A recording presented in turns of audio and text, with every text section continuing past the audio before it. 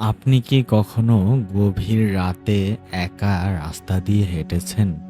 আর অনুভব করেছেন কেউ যেন পেছনে, পেছনে হাঁটছে?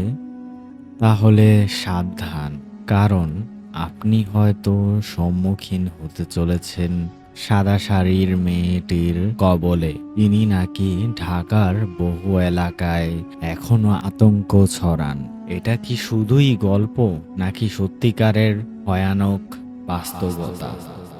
চলুন আজকে সেই ঘটনাটি আমরা শুনব।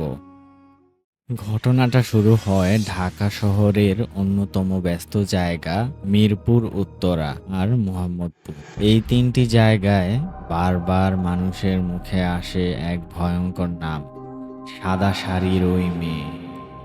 সাধারণত গভীর রাত ২টা থেকে ৩টার মধ্যে নির্জন রাস্তা দিয়ে হেঁটে যান অনেক রিক্সা চালক, বাইকার বা দেরিতে বাড়ি ফেরা কর্মজীবী। আর তখনই ঘটতে থাকে ভয়ঙ্কর কিছু। ২০১৭ সালের ঘটনা আপনাদেরকে শোনাচ্ছি। তো রাত প্রায় ২টো বাজে। মিরপুর ১০ থেকে এক রিক্সা চালক যাচ্ছিলেন মিরপুর ১৩র দিকে। হঠাৎ তিনি দেখেন রাস্তার পাশে দাঁড়িয়ে আছেন একজন নারী। সাদা শাড়ি পরে, চুল পুরো খুলে রাখা হয়েছিল। তিনি জিজ্ঞেস করলেন, আপা, কোথায় যাবেন? মেয়েটি শুধু বলল, চলেন। রিক্সা চালক ভাবলেন হয়তো দেরিতে বাড়ি ফেরা কোনো মেয়ে। কিন্তু কিছুক্ষণ পর তিনি পেছনে তাকিয়ে দেখলেন রিকশায় কেউ নেই। তার গায়ে হিম স্রোত বয়ে গেল।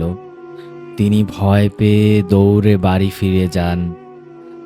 তারপরই এমন ঘটনা একজনের নয়, বিভিন্ন ফেসবুক গ্রুপে, কমিউনিটিতে বহু লোক লিখেছে যে তারা গভীর রাতে একই চেহারার, একই স্টাইলের এক সাদা শাড়ির মেয়েকে দেখেছে। আর যারা তাকে রিকশায় তুলেছে বা সাহায্য করতে চেয়েছে, তাদের সবার শরীরে নাকি পরে অসুস্থতা নেমে এসেছে। এই নারী কে হতে পারেন? কেউ বলেন কোনো দুর্ঘটনায় মৃত এক কলেজ পড়ুয়া মেয়ে, যার আত্মা এখনো শান্তি পায়নি।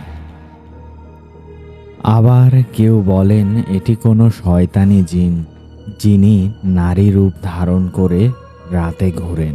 তবে বিজ্ঞানীরা বলেন এটা হতে পারে ম্যাস হ্যালোসিনেশন, মানে প্রচুর মানুষ একই ভুল দেখেন, কারণ তারা আগে থেকেই ভয় পেয়ে থাকে।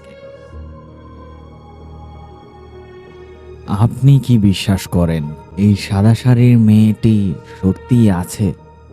আপনি কি কখনো এমন কাউকে দেখেছেন গভীর রাতে? আমাদের কমেন্টে লিখে জানাতে ভুলবেন না। আর ভিডিওটি অবশ্যই ভালো লাগলে লাইক দিন, সাবস্ক্রাইব করুন আর শেয়ার করে ছড়িয়ে দিন এই ভয়ঙ্কর বাস্তব ঘটনাটি। তো দেখা হবে এবং আপনারা আবার শুনবেন নতুন কোনো একটা ঘটনা নিয়ে।